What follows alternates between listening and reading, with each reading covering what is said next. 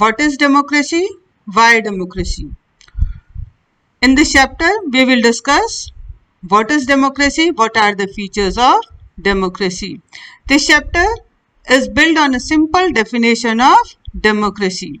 तो इस चैप्टर में हम लोग डेमोक्रेसी क्या है, इसके विशेषताएं क्या है, इसको जानेंगे. ये जो चैप्टर है डेमोक्रेसी के बेसिक फीचर्स पर बेस्ड है और इस चैप्टर में हम जैसे जैसे आगे बढ़ेंगे हम डेमोक्रेसी को जो मीनिंग है उस मीनिंग में जो टर्म्स इन्वॉल्व हैं उन टर्म्स को जानने की कोशिश करेंगे.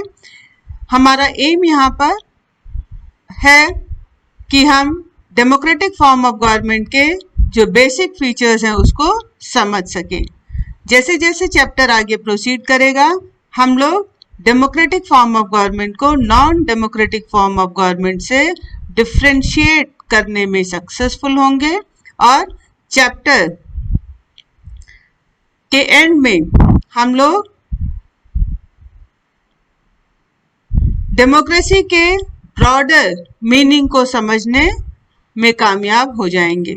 तो जैसे कि हम सब जानते हैं कि democracy it is the most prevalent form of government in the world today and it is expanding to more and more country. Democracy सबसे जो पॉपुलर फॉर्म ऑफ गवर्नमेंट है, सबसे ज़्यादा जो पाई जाने वाली गवर्नमेंट्स दुनिया में हैं वो डेमोक्रेटिक गवर्नमेंट्स हैं और अभी भी डेमोक्रेटिक फॉर्म ऑफ गवर्नमेंट्स और ज़्यादा से ज़्यादा देशों में एक्सपेंड हो रही हैं. तो डेमोक्रेसी की पॉपुलैरिटी का रीज़न क्या है? Why democratic government is better than other forms of government.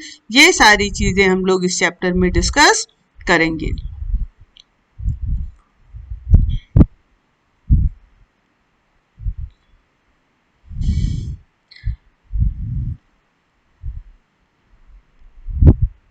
इस चैप्टर को शुरू करने के पहले आप लोग जो यूनाइटेड स्टेट्स ऑफ अमेरिका के 16th प्रेसिडेंट थे अब्राहम लिंकन ने डेमोक्रेसी की जो डेफिनेशन दी थी उस डेफिनेशन से आप लोग फेमिलियर होंगे. According to Abraham Lincoln democracy क्या है?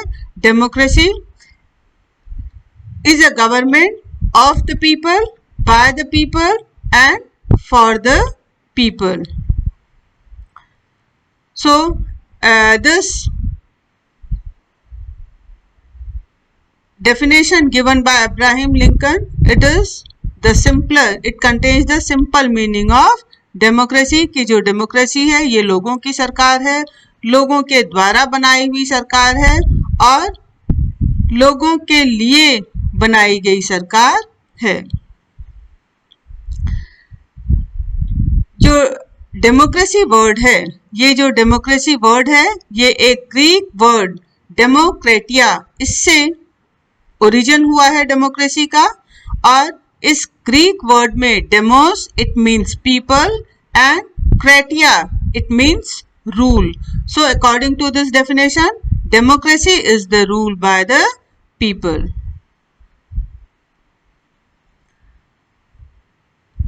तो यहाँ पे अब्राहम लिंकन ने जो डेफिनेशन दी डेमोक्रेसी की और जो डेफिनेशन हमें ग्रीक वर्ड डेमोक्रेटिया से मिला उसके थ्रू हमें डेमोक्रेसी की एक सिंपल डेफिनेशन जो है उसके बारे में पता चलता है. वो सिंपल डेफिनेशन क्या है? Democracy is a form of government in which the rulers are elected by the people.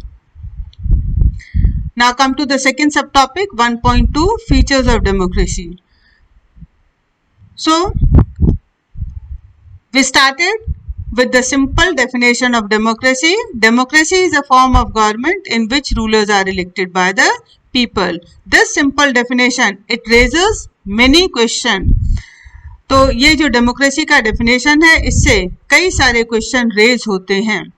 पहला क्वेश्चन ये कि who are the rulers in this definition. इस डेफिनेशन में जो रूलर्स हैं, जिन रूलर्स के बारे में बताया गया है वो रूलर्स कौन हैं? Which official must be elected for any government to be called a democracy. Democracy या डेमोक्रेटिक फॉर्म ऑफ गवर्नमेंट में किन ऑफिशियल्स का लोगों के थ्रू इलेक्ट होना जरूरी है? कौन से डिसीजंस इलेक्टेड ऑफिशियल्स लेंगे, कौन से डिसीजंस नॉन इलेक्टेड ऑफिशियल्स लेंगे डेमोक्रेसी में या डेमोक्रेटिक फॉर्म ऑफ गवर्नमेंट में। दूसरा क्वेश्चन ये रेज होता है कि what conditions must be fulfil for an election to be considered as democratic. अब इलेक्शंस कैसे होने चाहिए, इलेक्शंस में वो कैसी कंडीशंस होनी चाहिए जिसके कारण उस इलेक्शन को डेमोक्रेटिक इलेक्शन कहा जाए। थर्ड क्वेश्चन ये रेज होता है कि who are the people who can elect the rulers और गेट इलेक्टेड एज रूलर्स। तो नेक्स्ट क्वेश्चन ये है कि वो कौन लोग होंगे जो एज अ रूलर इलेक्ट होंगे या जो रूलर्स को इलेक्ट करेंगे। तो क्या ये जो राइट टू वोट है ये हर सिटीजन को इक्वल बेसिस पे मिलना चाहिए, या जो डेमोक्रेसी है कुछ सिटीजन्स को ये वोटिंग राइट्स दे, कुछ सिटीजन्स को right to stand in elections ये अधिकार दे और कुछ को नहीं दे। और लास्ट एक और क्वेश्चन रेज होता है कि व्हाट काइंड ऑफ और अ form of government is democracy. जो डेमोक्रेसी है वो किस तरह की सरकार है, क्या इलेक्टेड जो रूलर्स हैं वो इलेक्शन के बाद अपनी मनमर्जी करने के लिए फ्री हैं, इलेक्शन के बाद वो चाहे जैसे देश को रूल करने के लिए फ्री हैं, या इलेक्टेड रूलर्स को कुछ लिमिट्स को ध्यान में रखना होता है, उन्हें कुछ रूल्स रेगुलेशंस को फॉलो करना होता है। क्या डेमोक्रेटिक गवर्नमेंट के लिए जरूरी है कि वो सिटीजन्स राइट्स को रिस्पेक्ट करें। तो ये वो सारे क्वेश्चन हैं जिनके आंसर्स को हम लोग कुछ एग्जाम्पल्स के थ्रू जानने की कोशिश करेंगे। Major decisions by elected leaders in Pakistan, general Pervez Musharraf led a military coup in October 1999. He overthrew a democratically elected government and declared himself the chief executive of the country. Pakistan में जनरल परवेज मुशर्रफ के leadership में army ने revolt किया, सेना ने विद्रोह किया। अक्टूबर 1999 में उन्होंने वहां की जो डेमोक्रेटिक गवर्नमेंट थी उसको हटा दिया और परवेज मुशर्रफ इन्होंने अपने आप को पाकिस्तान का चीफ एग्जीक्यूटिव डिक्लेयर कर दिया। बाद में परवेज मुशर्रफ ने अपना जो डेजिग्नेशन था, अपना जो पोस्ट था उसको चेंज करके now he became the president of Pakistan. And in 2002 Pervez Musharraf he held a referendum in the country that granted him a 5-year extension. तो बाद में पहले परवेज मुशर्रफ चीफ एग्जीक्यूटिव बन गए पाकिस्तान के, बाद में इन्होंने अपने पोस्ट को चेंज कर लिया, वो पाकिस्तान के प्रेसिडेंट बन गए। 2002 में एक रेफरेंडम हुआ। Referendum it is a kind of direct voting in which voters they are asked to accept और रिजेक्ट द प्रपोजल। तो 2002 में जो रेफरेंडम हुआ उस रेफरेंडम के थ्रू परवेज मुशर्रफ को 5 years का एक्सटेंशन मिल गया। वो अब अगले और 5 years के लिए पाकिस्तान के प्रेसिडेंट बन गए। पाकिस्तान की मीडिया, ह्यूमन राइट्स ऑर्गेनाइजेशन और वहाँ के जो डेमोक्रेसी एक्टिविस्ट थे उन्होंने कहा कि ये जो रेफरेंडम था ये माल प्रैक्टिसेस पर बेस्ड था।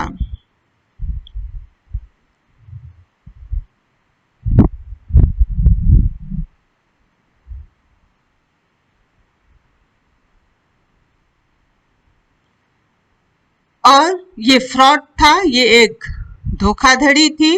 अगस्त 2002 में परवेज मुशर्रफ ने एक लीगल फ्रेमवर्क ऑर्डर इशू किया और इस लीगल फ्रेमवर्क ऑर्डर के थ्रू पाकिस्तान के कॉन्स्टिट्यूशन को चेंज किया गया और इस लीगल फ्रेमवर्क ऑर्डर के अकॉर्डिंग जो प्रेसिडेंट थे अब वो नेशनल और प्रोविंशियल असेंबलीज को डिसमिस कर सकते थे।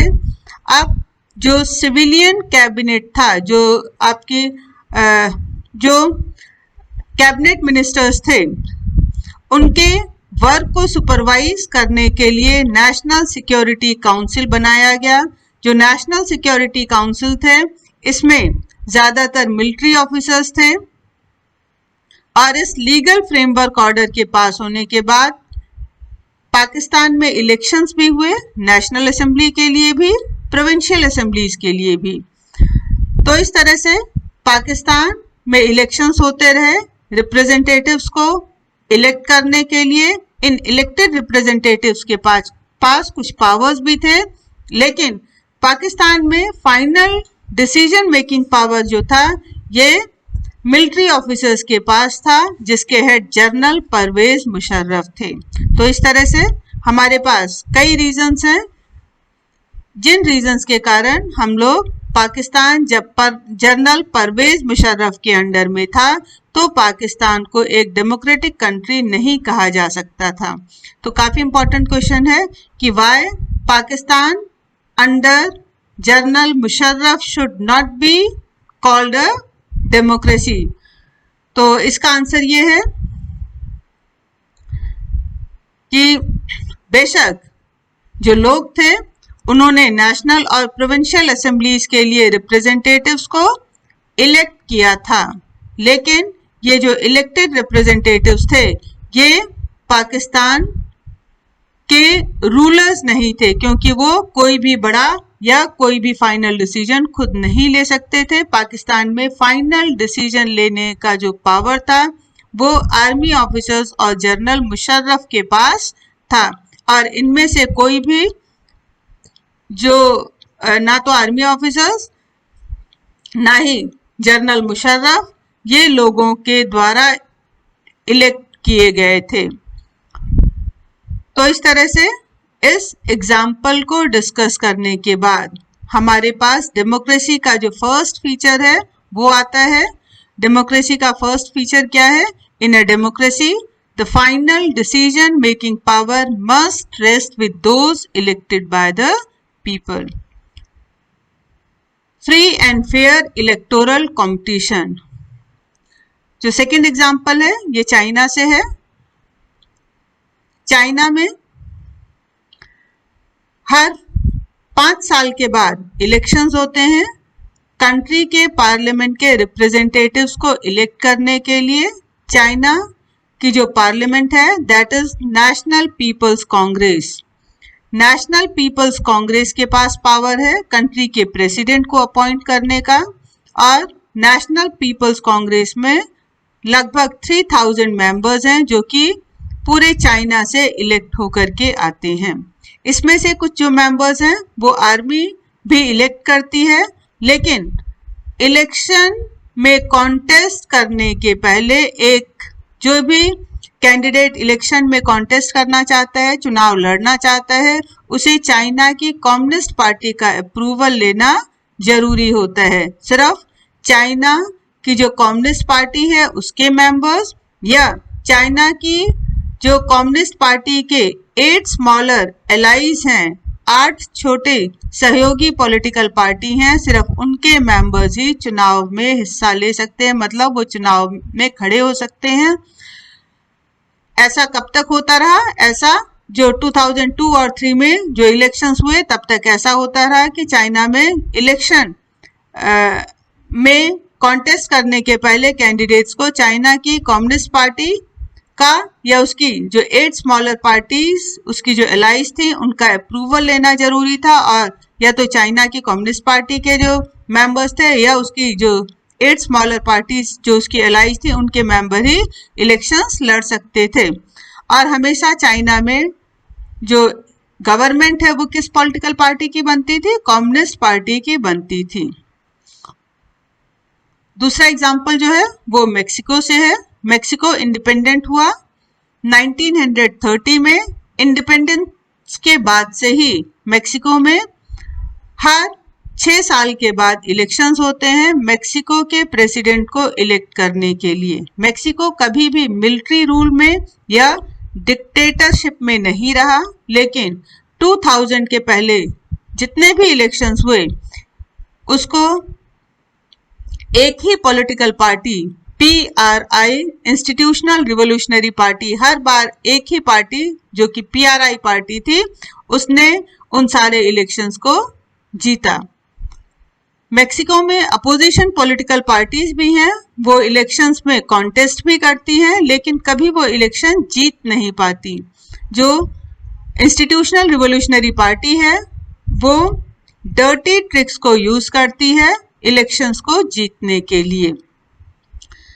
जो भी गवर्नमेंट एम्प्लॉयज हैं उन्हें PRI की पार्टी मीटिंग्स को अटेंड करना होता है। गवर्नमेंट स्कूल के जो टीचर्स हैं वो पेरेंट्स को पेरेंट टीचर्स मीटिंग में फोर्स करते हैं कि उन्हें PRI को ही वोट देना है।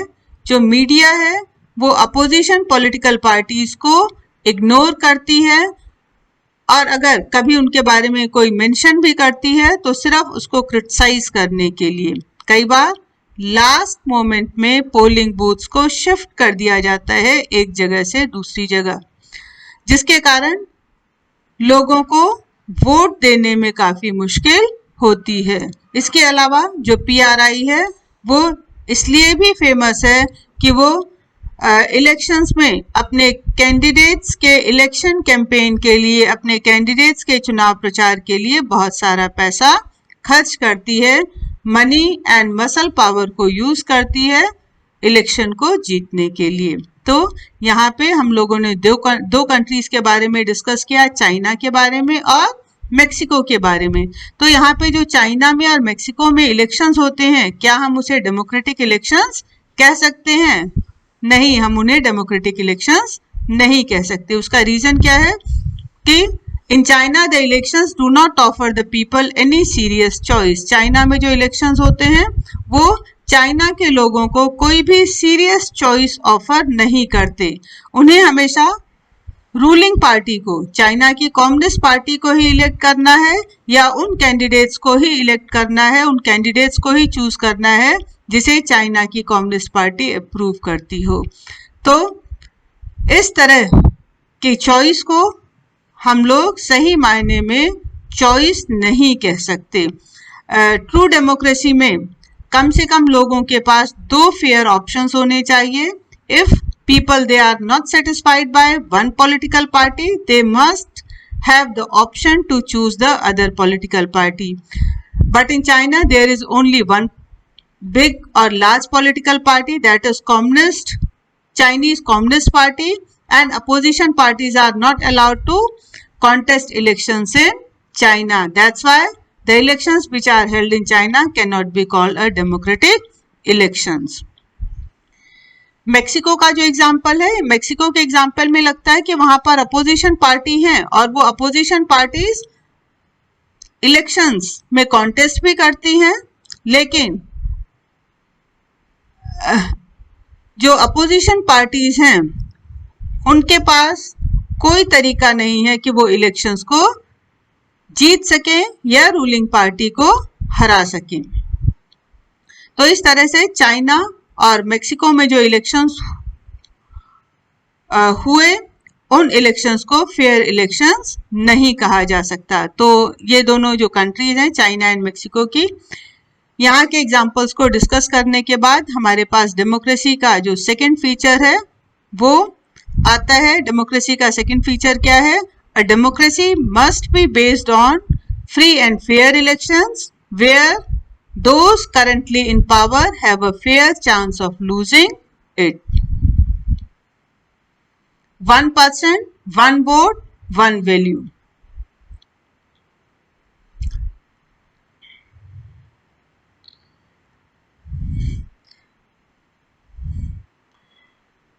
अब हम लोग कुछ एग्जाम्पल्स डिस्कस करेंगे जहां पर इक्वल राइट टू वोट, लोगों के पास इक्वल राइट नहीं है, इक्वल वोटिंग राइट्स नहीं है। कौन से एग्जांपल्स हैं? Until 2015 in Saudi Arabia women did not have the right to vote. 2015 के पहले सऊदी अरेबिया में वुमेन्स को वोट देने का राइट नहीं था। एस्टोनिया में सिटीजनशिप रूल्स इस तरह से बनाए गए कि एस्टोनिया में जो रशियन माइनॉरिटी के लोग हैं उनके लिए काफ़ी मुश्किल होता है वोटिंग राइट्स को अचीव करना। फिजी में इलेक्टोरल सिस्टम इस तरह से है, वहाँ पर इलेक्शन का सिस्टम ऐसा है कि वहाँ पर जो नेटिव फिजी है उन लोगों के वोट की वैल्यू इंडियन फिजी के वोट की वैल्यू से ज़्यादा है।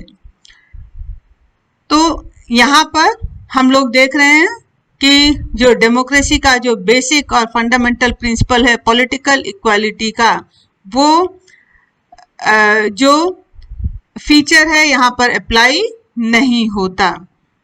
यहाँ पर सब लोगों को या तो वोट देने का राइट नहीं है या फिर सबके वोट की जो वैल्यू है वो सेम नहीं है। तो इन सारे के एग्जाम्पल्स को डिस्कस करने के बाद हमारे पास डेमोक्रेसी का थर्ड फीचर आता है। थर्ड फीचर क्या है कि in a democracy each adult citizen must have one vote and each vote must have one value.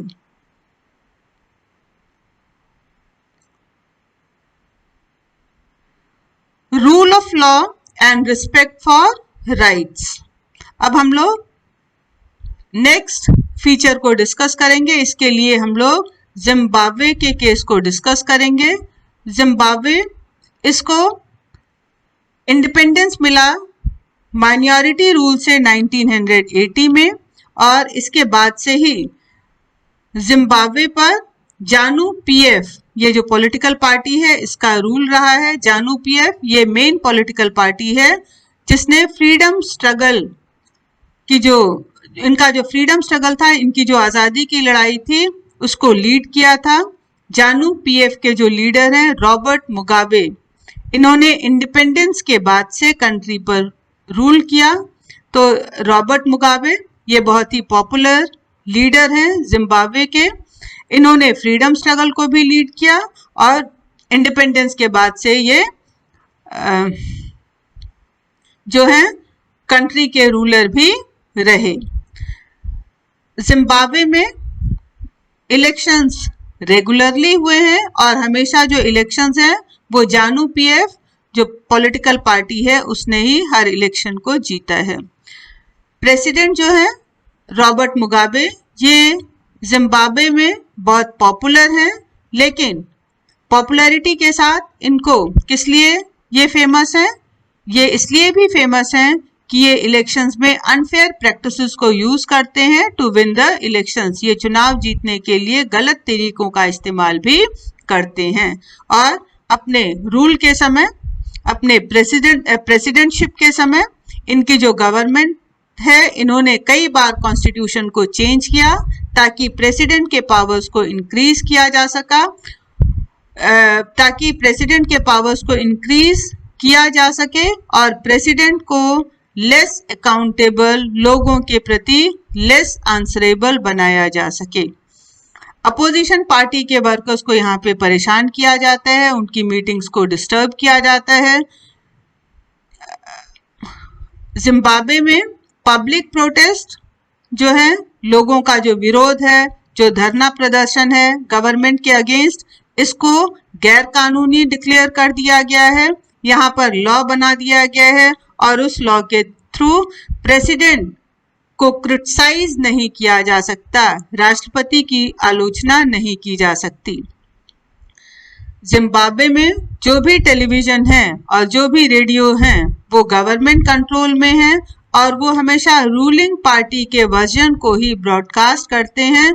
यहाँ पर इंडिपेंडेंट न्यूज़पेपर्स भी हैं, लेकिन गवर्नमेंट ऐसे जर्नलिस्ट को हैरेस करती है, ऐसे जर्नलिस्ट को परेशान करती है जो कि गवर्नमेंट के अगेंस्ट न्यूज़ को पब्लिश करते हैं। गवर्नमेंट ने कई बार कुछ कोर्ट जजमेंट को भी इग्नोर किया है, ऐसे कोर्ट जजमेंट को इग्नोर किया है जो कि गवर्नमेंट के अगेंस्ट दिए गए हैं और यहाँ पर जजेस को भी प्रेशराइज किया जाता है।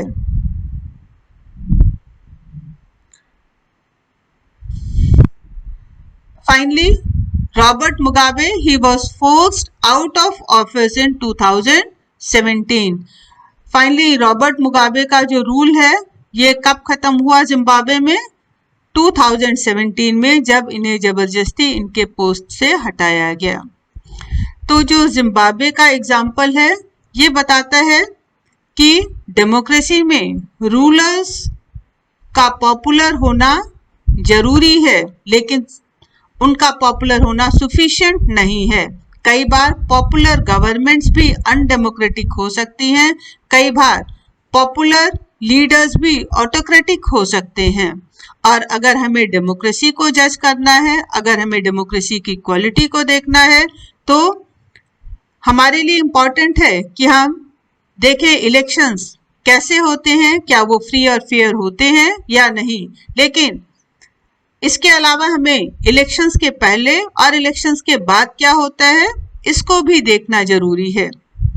किसी भी कंट्री में नॉर्मल पॉलिटिकल एक्टिविटी के लिए सफिशिएंट रूम होना चाहिए। कहने का मतलब वहां पर अपोजिशन पॉलिटिकल पार्टीज होनी चाहिए, वहां पर लोगों के पास बेसिक फंडामेंटल राइट्स होने चाहिए, जो गवर्नमेंट है वो सिटीजन्स के बेसिक राइट्स को रिस्पेक्ट करे, जो लोग हैं they should be free to think, they should be able to have opinion, to express their opinion in public। तो लोग जो है लोगों के पास freedom of speech and expression होना चाहिए, लोग अपनी बात को पब्लिक में एक्सप्रेस कर सकें, अपने खुद के एसोसिएशन बना सकें। और अगर वो गवर्नमेंट से एग्री नहीं करते हैं, गवर्नमेंट की किसी पॉलिसी से एग्री नहीं करते हैं, तो वो गवर्नमेंट के अगेंस्ट प्रोटेस्ट कर सकें, सरकार का विरोध कर सकें, और इसके लिए वो डिफरेंट पॉलिटिकल एक्शंस ले सकें। जरूरी है कि everyone should be equal in the eyes of law, there should be equality before law. जो सिटीजन्स के राइट्स हैं उनको प्रोटेक्ट किया जाए इंडिपेंडेंट जुडिशरी के थ्रू, और जो जुडिशरी हैं, जो कोर्ट्स हैं, उनके ऑर्डर को सब लोग ओबे करें। इसके अलावा ना हमें इलेक्शन के पहले की कंडीशंस को देखना है, बल्कि हमें इलेक्शंस के बाद की कंडीशंस को भी देखना है कि जो इलेक्टेड गवर्नमेंट है वो किस तरह से अपना काम कर रही है। जो डेमोक्रेटिक गवर्नमेंट है वो अपनी मर्जी से सब कुछ नहीं कर सकती, वो इसलिए फ्री नहीं है अपनी मर्जी से कुछ भी करने के लिए क्योंकि उसने इलेक्शन को जीता है। गवर्नमेंट को लोगों के जो बेसिक रूल्स हैं, लोगों के जो बेसिक राइट्स हैं, उनको रिस्पेक्ट करना जरूरी है। गवर्नमेंट के लिए जरूरी है कि वो माइनॉरिटी के राइट्स को रिस्पेक्ट करे, माइनॉरिटीज को कुछ राइट्स की गारंटी भी दे। ये जरूरी है डेमोक्रेटिक गवर्नमेंट के लिए कि जो भी मेजर डिसीजन लिए जाएं, जो भी बड़े निर्णय लिए जाएं, वो कंसल्टेशन से लिए जाएं, वो लोगों की सहमति से, राय मशवरे या विचार विमर्श के द्वारा लिए जाएं। हर जो ऑफिस बियरर है उसके पास कुछ राइट्स भी होते हैं, कुछ रिस्पॉन्सिबिलिटीज भी होती हैं। तो हर जो भी आपका गवर्नमेंट का लीडर है या गवर्नमेंट ऑफिसर है, उसके कुछ राइट्स होते हैं, रिस्पॉन्सिबिलिटीज होती हैं, और उनको ये राइट्स रिस्पॉन्सिबिलिटीज किसके थ्रू मिलते हैं? कॉन्स्टिट्यूशन के थ्रू मिलते हैं। तो जरूरी है कि हर गवर्नमेंट ऑफिशियल ना सिर्फ लोगों के प्रति अकाउंटेबल हो, लोगों के लिए रिस्पॉन्सिबल हो, बल्कि वो दूसरे इंडिपेंडेंट ऑफिशियल्स के लिए भी अकाउंटेबल हो। तो इस तरह से जो जिम्बाब्वे का हम लोगों ने एग्जाम्पल देखा, इससे हमें डेमोक्रेसी का फोर्थ फीचर मिलता है। फोर्थ फीचर डेमोक्रेसी का क्या है? A democratic government rules with in limit set by the constitutional law and citizens right. जो डेमोक्रेटिक गवर्नमेंट है वो किसके बीच में रूल करती है? कॉन्स्टिट्यूशनल लॉ के बीच में, जो कॉन्स्टिट्यूशन लॉ सेट करता है उसके बीच में, और सिटीजन्स राइट्स के बीच में। मतलब कॉन्स्टिट्यूशन के अकॉर्डिंग रूल करती है और उसे सिटीजन्स के राइट्स को भी रिस्पेक्ट करना होता है। तो अब हम लोगों ने जो इस सब टॉपिक में या इस पूरे वीडियो में क्या डिस्कस किया? We have discuss the simple definition of democracy. What is the simple definition of democracy? Democracy is a form of government in which rulers are elected by the people. And we have also discussed the features of democracy. So what are the main features of democracy? First one is rulers elected by the people take all the major decisions. Second feature is elections offer a choice and fair opportunity to the people to change the current rulers. Third is this choice and opportunity is available to all the people on an equal basis. And the last feature is the exercise of this choice leads to a government limited by basic rules of the constitution and citizens' right.